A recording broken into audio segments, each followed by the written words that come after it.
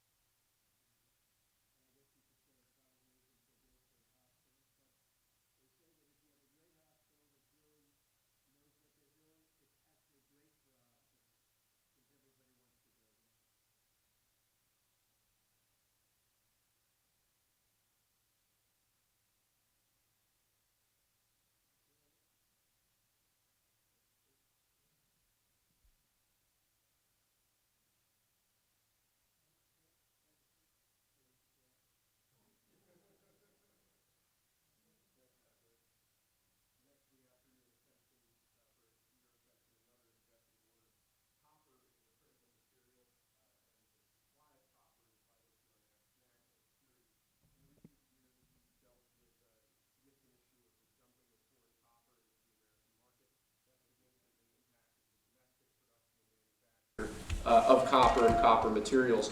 This executive order charges your Secretary of Commerce with starting the process to potentially impose tariffs or other trade barriers to prevent this ongoing dumping of copper and to protect the American manufacture and production of copper. It will have a big impact. Howard, do you want to say something Yeah. about that? You mind if I read one of Yeah, the truths? So this is a truth that's about to go out. Like our steel and aluminum industries, our great American copper industry has been decimated by global actors attacking our domestic production. To build back our copper industry, I've requested my Secretary of Commerce and USTR to study copper imports and end unfair trade putting Americans out of work. Tariffs will help rebuild back our American copper industry and strengthen our national defense. American industries depend on copper, and they should be made in America. No exemptions, no exceptions. America first creates American jobs and protects our national security. It's time for copper to come home. If it's all right with you, if I can talk a little bit about the digital services tax, would that be all right? Go ahead, do that. So I read another truth. This is sort of so fun to read his words. Can't be any better. So our incredible United States economy and undeniable American spirit has enabled the creation of the greatest technology companies on earth. Our digital economy is bigger than most of the world's countries, and the market cap of even one of our companies exceeds every European country. Instead of empowering their workers and creating opportunities, foreign governments have instead tried to tax, fine, and hinder Americans' technology companies. Both friend and foe have been treating American tech companies harshly as if our companies are their piggy bank. This will now end. It is my objective to level the playing field and end these attacks. We are putting these countries on notice to end their unfair treatment of American companies, large and small. Our companies are the greatest investors in the world. So our tech companies are the greatest investors in the world, and their investments will go only to where American companies are treated fairly. Our ingenuity, grit, drive, and perseverance have built America. If these countries want to participate in the AI industrial revolution, it's time to choose sides with America, not against us. And we signed that on Friday, sir. Okay, very big deal, right? Huge. Thank you.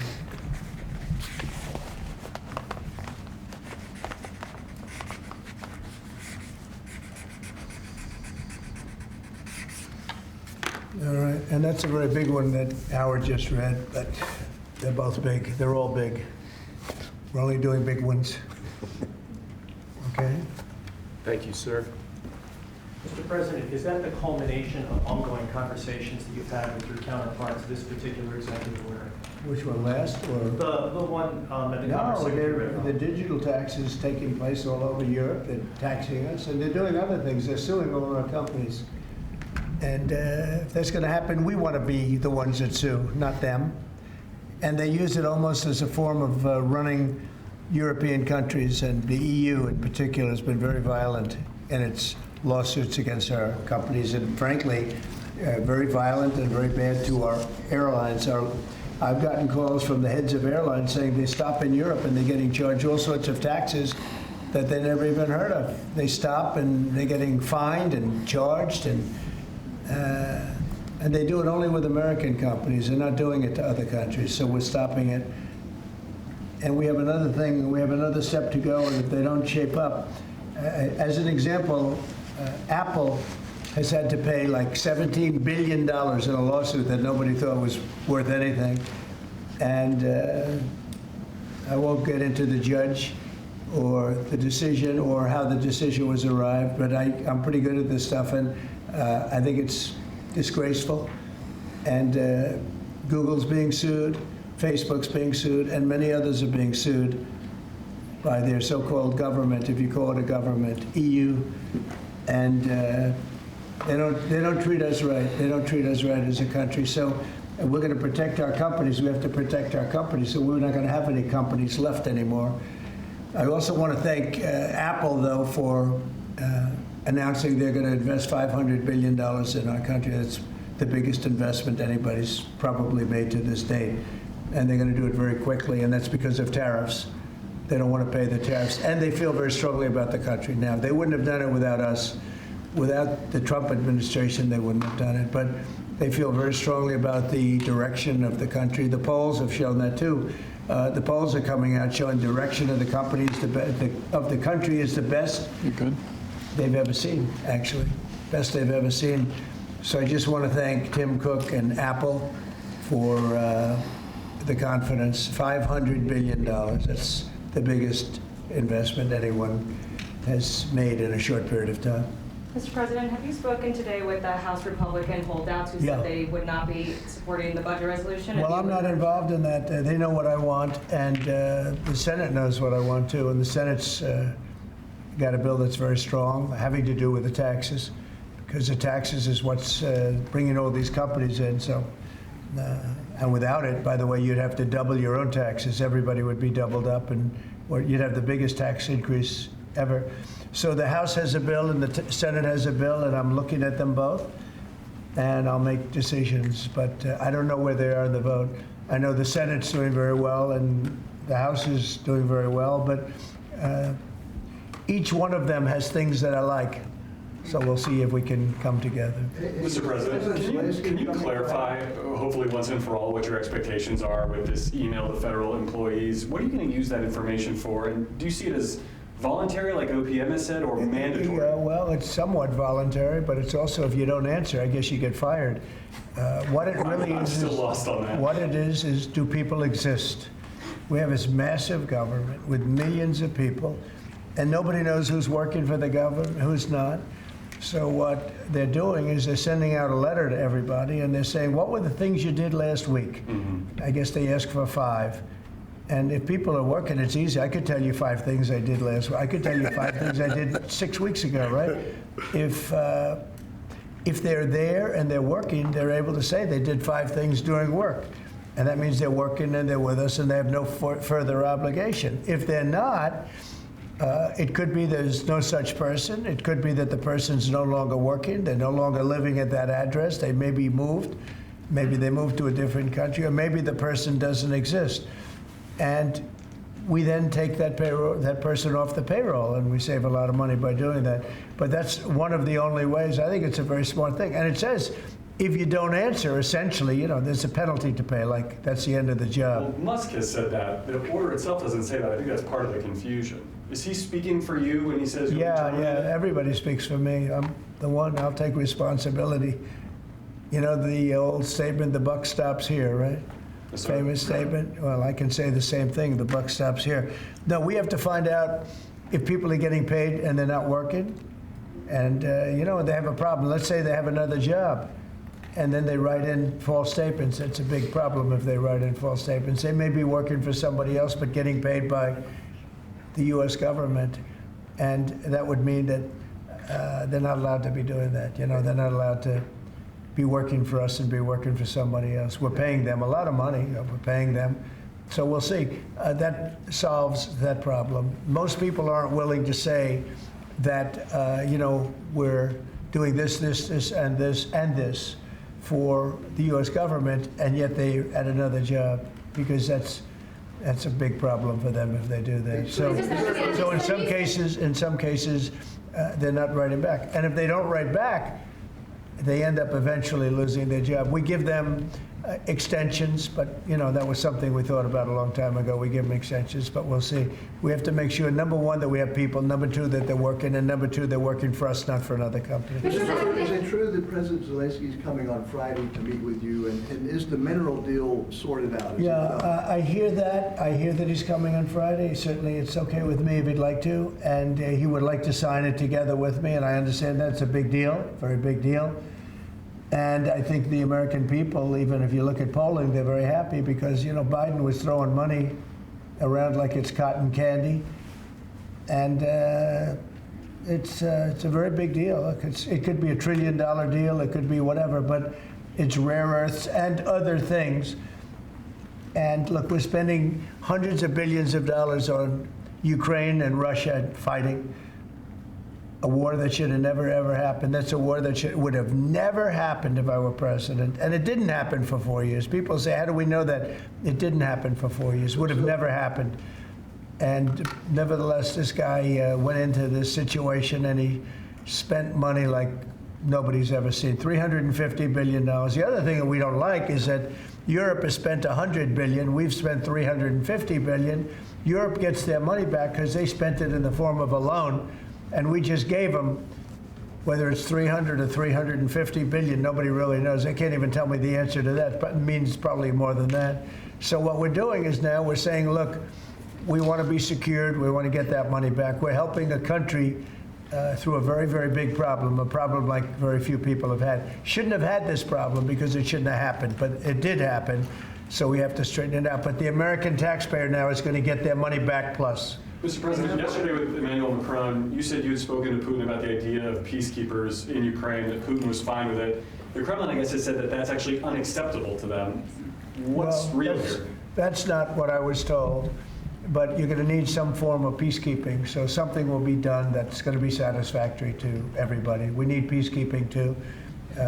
Any situation where there's American troops involved? It's actually something I did discuss, but a form of peacekeeping that's acceptable to everybody, ultimately we'll be able to agree on something. With Ukraine and this mineral deal, what does Ukraine get in return, Mr. President? $350 billion and lots of equipment and military equipment and the right to fight on and originally the right to fight. Look, Ukraine, I will say they're very brave and they're good soldiers, but without the United States and its money and its military equipment, this war would have been over in a very short period of time. In fact, I was the one that gave the javelins. You remember the famous javelins? That was me. That wasn't Obama. It wasn't Biden. It wasn't anybody else. It was me. And they wiped out a lot of tanks with those javelins. And the expression was that Obama gave sheets and I gave the javelins. That was a big deal at the time. It wiped out. That was the beginning when people said, wow, that's something. Well, that was American equipment. Without American equipment, this war would have been over very quickly. And American money, too. I mean, a lot of money. So When you, Mr. President, that war-fighting equipment and the ammunition, that's sustained going forward for Ukraine, and how long is it sustained? Well, it could go forward for a while, and maybe until we have a deal with Russia. Look, we need to have a deal with Russia, otherwise it's going to continue. But now when Americans put up their money, the taxpayer money, and the president approves it, we're getting our money back in some form. But it could go on for a while, or it could be settled quickly. I think it's going to be settled quickly. I spoke with President Putin. I think he wants to settle it. And once you get on with life, it's horrible. What's happening horrible. Thousands of soldiers a week are being killed, and others too, but especially on the battlefield. Thousands a week are being killed, and we want that to end. When you spoke to, Mr. President, when you spoke to, Brian? Yes, okay. Real quickly, Carolyn Levin, your press secretary, sent an earthquake through that briefing room earlier today announcing that the WHCA would not have any control over placing media in the seats in the briefing room. Just want to get your thoughts on that. And also on Air Force One, it's trending on X. People are talking about it. Get your thoughts. Well, we're going to be now calling those shots. As you know, we won that lawsuit right there. See the Gulf of America, which is a beautiful name. Most people agree. I don't know. It's, you know, AP has been terrible. Look, I think they're radical left. I think they're third-rate reporters. I know the specific young lady that works on the account is terrible. She's a radical left lunatic, as far as I'm concerned. They don't treat us fairly. That's number one. And number two, they had no right to do that. This is the Gulf of America. And if you look at that shoreline, look at that shoreline. Look, from Florida, well, most of it is, it's called America. And vast majority, like big numbers. So I'm just admiring it as I look at it. I'm getting teary-eyed, but I don't want you to say Trump broke down and started crying. Can't say that. No, how beautiful is that? Look at the shoreline. Look at that. Well, That's America. Can I shift our attention to Canada real quick? Yes, please. Last week, I spent some time with 2 government officials for Canada. And I was asking them how realistic is it that Canada would be the 51st state? Yeah. And they told me there is a path.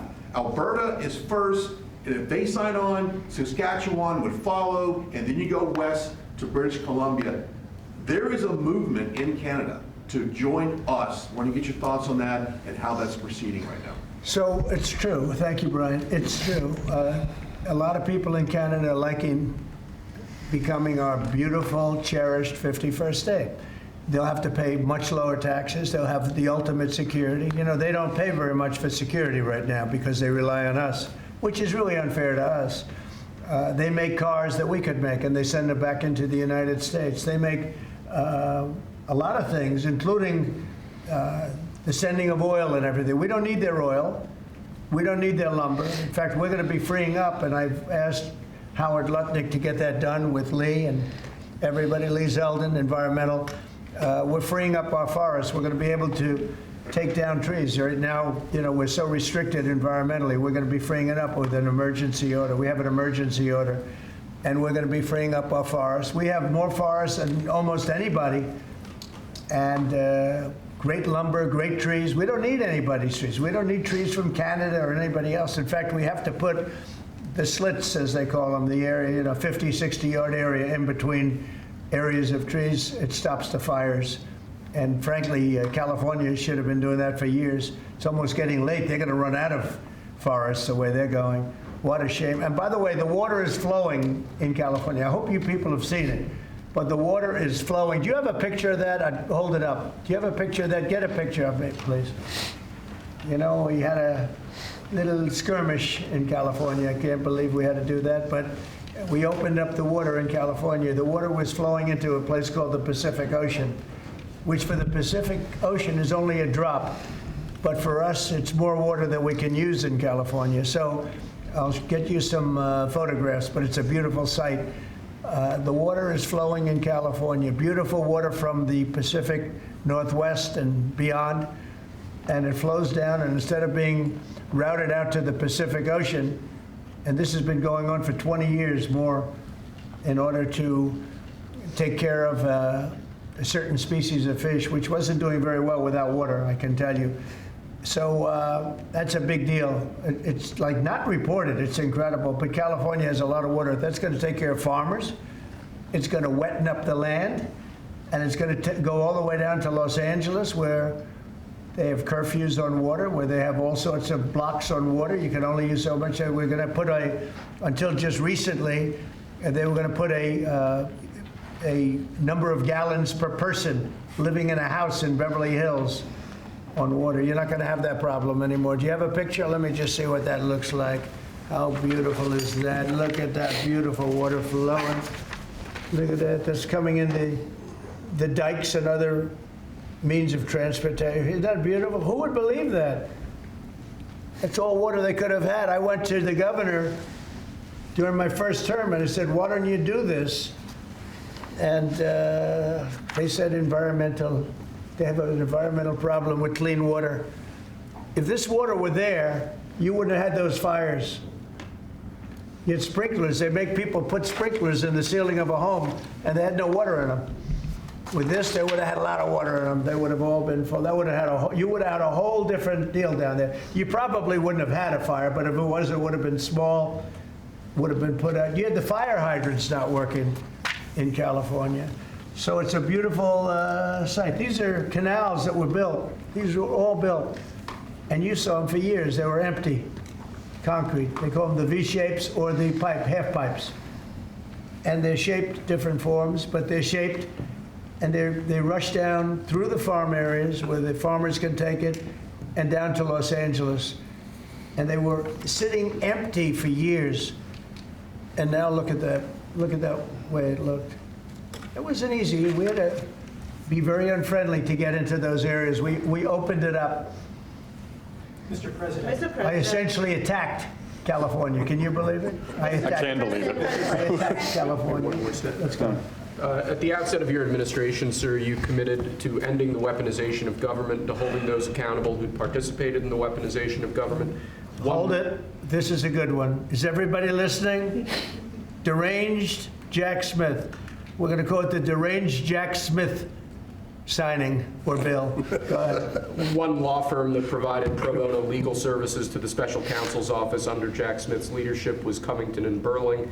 As a result of those actions, we're now going to be suspending and putting under review the security clearances for the attorneys and employees at that firm who worked with Jack Smith's team. And we're going to continue holding the people who were responsible for the weaponization of government, who supported it, accountable for what they did. And you'll be doing this with other firms as time goes by, right? We're looking at sort of the whole panoply of options. The weaponization of our system by law firms, even pro bono work they're doing just in order to clog up government, stop government. And nobody knows about it more than me. And hopefully that'll never happen again. So that Covington and Burlington? Is that the- Covington and Burlington. Okay. Mr. President, may I ask you a question about Europe? So long-term, do you plan to maintain the number of U.S. troops Wait, I just want to stationed? savor this one, please. Who would like this pen? I'll take it. Hey, why don't you send it to Jack Smith? A deranged person. Mr. President, what do you say to people who worry that targeting an individual firm or individuals who, aren't Jack Smith for his actions? I've been targeted for 4 years, longer than that. So you don't tell me about targeting. I was the target of corrupt politicians for 4 years, and then 4 years after that. So don't talk to me about targeting. Yeah, go ahead. Mr. President, there are approximately 2 million federal employees right now. By the end of your term, what do you expect that number to be? What would you like that number to be? Well, it'll be lower, but I can't tell you. Everybody knows I ran on downsizing government, but making government better. I ran on tariffs and making our country rich, and that's what's going to do. We're going to be doing something else that's going to be very, very good. We're going to be selling a gold card. You have a green card. This is a gold card. We're going to be putting a price on that card of about $5 million, and that's going to give you green card privileges plus. It's going to be a route to citizenship, and wealthy people will be coming into our country by buying this card. They'll be wealthy, and they'll be successful, and they'll be spending a lot of money and paying a lot of taxes and employing a lot of people. And we think it's going to be extremely successful. And never been done before or anything like this, but it's something that we're going to be putting out over the next, would you say 2 weeks, Howard? Do you want to 2 say weeks. a couple of words about it? Sure. President, are there Wait a any minute. requirements for that Hang on gold a second. card? Do you have to invest a certain amount of money in this country in order to qualify for that gold card? Yeah, exactly. So the Go ahead. EB-5 program was really, you lend some money, but it was full of nonsense, make-believe, and fraud, and it was a way to get a green card that was low-priced. So the president said, rather than having this sort of ridiculous EB-5 program, we're going to end the EB-5 program. We're going to replace it with the Trump Gold Card, which is really a green card gold, so they'll be able to pay $5 million to the U.S. government. They'll have to go through vetting, of course. We're going to make sure they're wonderful, world-class global citizens. They can come to America. The president can give them a green card, and they can invest in America, and we can use that money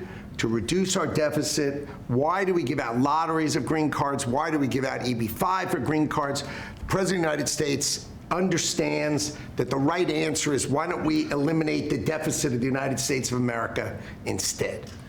And The how gold much card, well, millions, but the gold card will bring in with it people that create jobs, very high-level people. I think companies will pay to get people in. For instance, you today graduate from the Wharton School of Finance or Harvard or Stanford or any college, and nobody knows if you can even go to work for a company. So Apple and all these companies that want to get people to be working for them will be able to buy a card, and for the people that are #1 in their class at top schools, I see that as one of the things. But generally speaking, it'll be people with money and people that create jobs, and they won't have to pay any tax on income outside of the United States, which they're not paying right now. They're not citizens, but they'll have to pay if they create jobs in the United States. They'll pay full taxes like everybody else. So you're getting big taxpayers, big job producers, and we'll be able to sell maybe 1 million of these cards, maybe more than that. And if you add up the numbers, they're pretty good. As an example, 1 million cards would be worth $5 trillion. $5 trillion. Wow. And if you sell 10 million of the cards, that's a total of $50 trillion. Well, we have 35 trillion in debt. That'd be nice. So we'll see. But it could be great. Maybe it will be fantastic. We have it all worked out from the legal standpoint. It's totally legal to do. It hasn't been done before. It's been done in many different forms. We give them away. Why should we give them away? We shouldn't give them away. And I think it's something very exciting. I think it's potentially just something that we're all very excited about. So it's a gold card. It's somewhat like a green card, but at a higher level of sophistication. It's a road to citizenship for people. And essentially people of wealth or people of great talent, where people of wealth pay for those people of talent to get in, meaning companies will pay for people to get in and to have long-term status in the country. And I think it's something we're very, very happy about. Would you have anything to say about that? Well, many other countries, by the way, do this, including, of course, your 51st state does that. And the money's earmarked for deficit reduction? It may be earmarked for deficit, but it actually could be more money than that. I mean, if you did 10 million, you'd have $15 trillion left over. But generally, it's going to be paid down debt, yes. Do you need Congress for this? Do you think you need them to pass a law? No, we don't need Congress, no, because we're not doing citizenship, we're doing the card. I see. It's a path to citizenship, a very strong path to citizenship, but we're not doing the citizenship. For that, I'd have to get Congress. And would all countries be eligible for this gold card? Depends. The countries largely, the people will be vetted very carefully. Mr. President, on Ukraine, would you provide military support for Ukraine in the future under a peace agreement? Say it again louder. Would you provide military support for Ukraine in the future as part You mean of like a peace security? agreement? Well, people are going to do it. I think Europe will largely be responsible for that. But European countries will be responsible. But Macron asked for a U.S. backup. Well, we'll see. I mean, right now we're just in the process of negotiating. We've pretty much negotiated our deal on raw earth and various other things. We'll be looking at that security. You're talking about general security for Ukraine later on. I don't think that's going to be a problem. There are a lot of people that want to do it. And I spoke with Russia about it. They didn't seem to have a problem with it. So I think they understand. They're not going back in. Once we do this, they're not going back in. Did the Russians? Air defense, aircraft. Would the U.S. provide, for instance, air defense? Well, I for just told Ukraine? you, right now, we're not providing anything. You know, it's about Europe, too. Europe put in $100 billion, and we put in $350 billion. It's not a fair thing. You know, we would normally say, and I say it now anyway, but we want equalization. They should put up actually more money than us because they're right there. We have an ocean in between. But we've had very good talks with Russia, we've had very good talks with Ukraine, and we think it maybe will come to an end and we'll stop killing young people all over the battlefield. Mr. President? And elsewhere. On Europe, so do you plan to maintain heavy military presence in Europe in the long term, like tens of thousands of troops? or We'll be do you want to involved, withdraw some? yeah, we'll be involved in Europe. We're involved in Europe now. Europe is our friend, and they took advantage of us on trade. We don't like that, what the EU does, we don't like that, but we'll solve that the old-fashioned way. We'll give them the same reciprocal numbers. You know, we're talking about a reciprocal tax, you know that. And if they charge us, we charge them. Right now, they charge us much, much more than we charge them. And they have non-monetary taxes also and tariffs. And we're going to change that. It's all changing. It's all changing. We're not going to be the people that we were. We had people in this office sitting right at this desk or another model of this desk, because as you know, the other desk is right now being refurbished. Is Steve Witkoff delaying his trip to the Middle East? No, not that I know of. No, Steve, and the Middle East has been great. Saudi Arabia has treated us really well. They really have. And, I think Qatar has treated us very well too. They want to get that whole mess ended in the Middle East. You know, we don't even talk about that anymore. You guys haven't asked one question about the Middle East, but the Middle East seems to be doing relatively well. May I ask about the Middle East? Mr. President. About the Middle East. For months, even before you were elected in November, you've spoken about your desire to free all of those hostages that have been held by Hamas since October the 7th, a year and a half ago. And just a few weeks ago, you gave an ultimatum. You said if they're not all released by noon on February the 15th, they would be held to pay. Is Hamas thumbing their nose at you, Mr. President? No, I think the opposite. So, as you know, they weren't going to release any more hostages. And I said there's going to be held to pay. And then they agreed that they were going to release the hostages that they had agreed to release, plus an extra one. And so that you could say that was a big difference. But I said it from that point, it's up to Bibi Netanyahu and Israel. I may have taken a different stance. But they did release, they went back to releasing the hostages.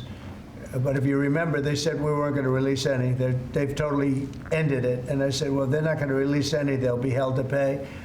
And but the rest is really up to him. What I may have done it differently than him. It's not my decision, it's his decision. But they did release all of those hostages.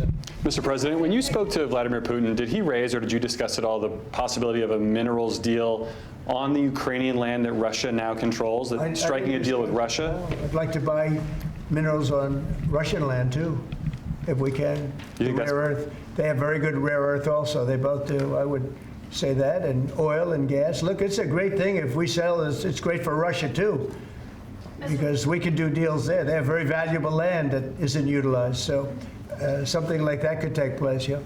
Have you put raising or lifting sanctions against Russia on the table? As your No, we haven't lifted any sanctions on Is it anybody. on the table as part of any negotiation? I guess it will be at some point, but right now we haven't agreed to lift sanctions on anybody. On that gold card, getting back to that, I'm fascinated by this, Mr. President. You should be fascinated. Secretary, Your taxes will go down to nothing. would a Russian oligarch be eligible for a gold card? Yeah, possibly. Hey, I know some Russian oligarchs that are very nice people. It's possible. Care to They're elaborate? not quite as wealthy as they used to be.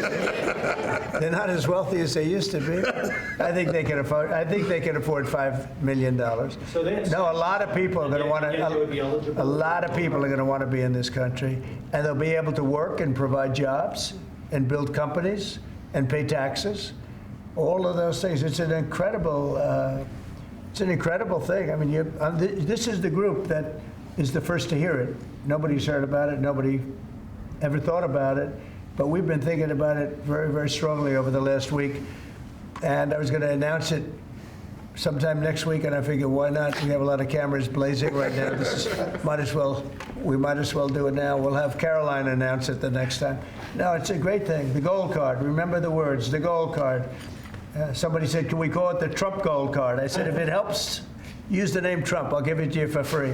Mr. President, you probably just launched 10,000 stories. Do you want to elaborate a little bit more on what Russian oligarchs you know or don't know? Isn't it interesting how many stories we do tell? And they all turn out to be true, and they all turn out to be ultimately correct. You know, Trump was right about everything. Do you have one of those Trump was right about everything hats? I'm going to give it to this gentleman. Get me one of those. They're all going to be vetted. Everybody who comes in gets vetted, okay? They get vetted, so you got to, you know. We're going to begin in 2 weeks. About 2 weeks. The sale will start in about 2 weeks.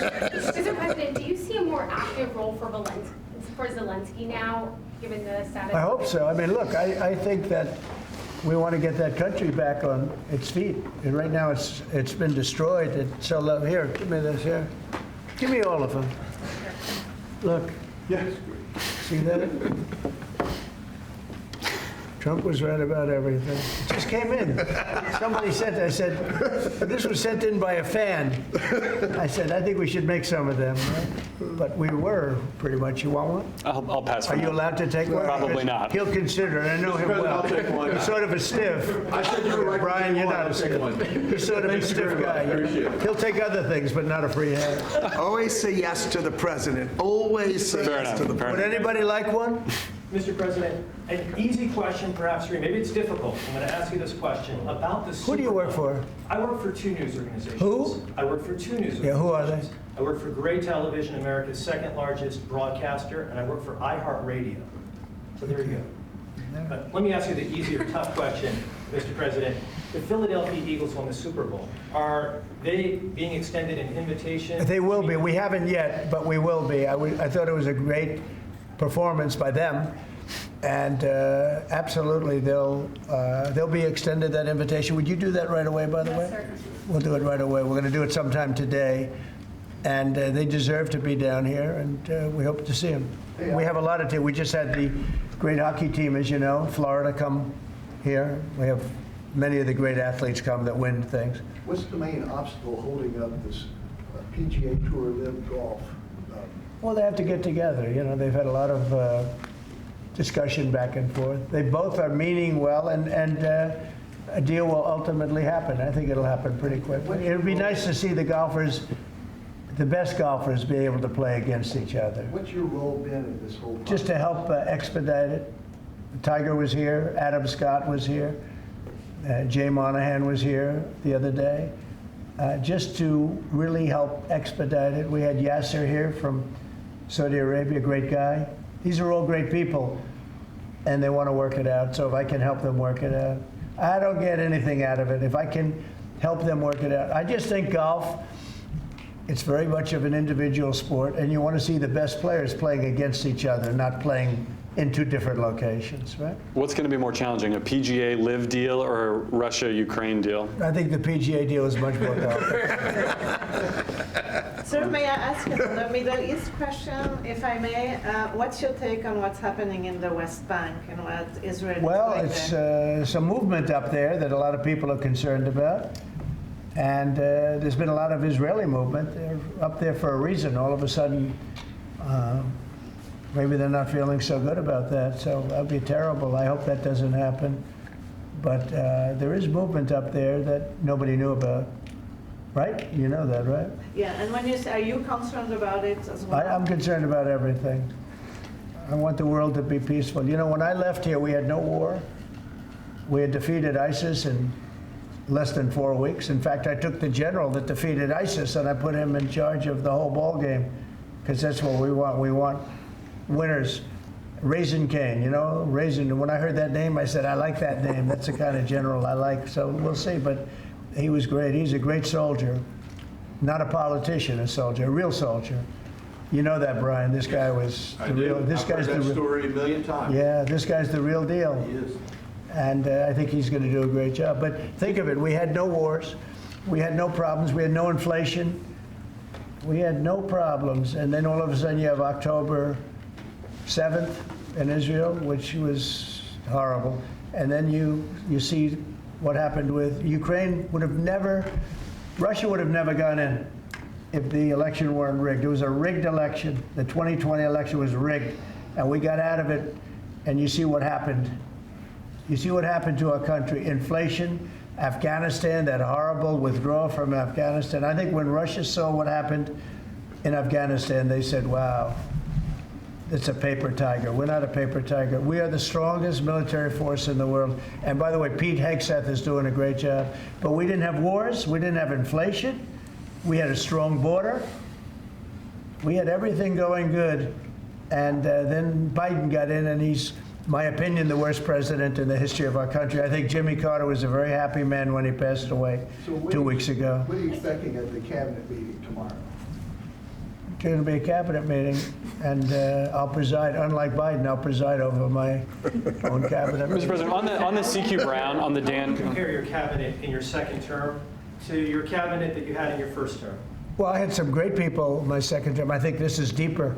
I think it's better because it's deeper. I had some people that I didn't really like too much in my cabinet, but I didn't know Washington then. I was a New York person. I knew New York intimately, but I had to rely on people. I had great people. Look, we got the biggest tax cuts in history. I rebuilt the military. I mean, we did so much.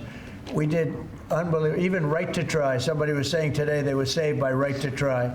We did right to try medically.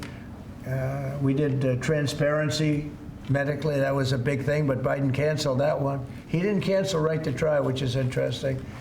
He didn't cancel Space Force. He was going to cancel Space Force. Space Force is turning out to be invaluable. Amazing. We created Space Force. But think of it, we rebuilt our entire military, and now we're going to have to patch it up a little bit again because of what's happened. No, this was a grossly incompetent administration. The only thing they were good at was cheating in elections and the weaponization of government. Thank you very much, everybody. Thank you, Mr. President. Thank you, guys. Thank you, guys. Thank you, guys.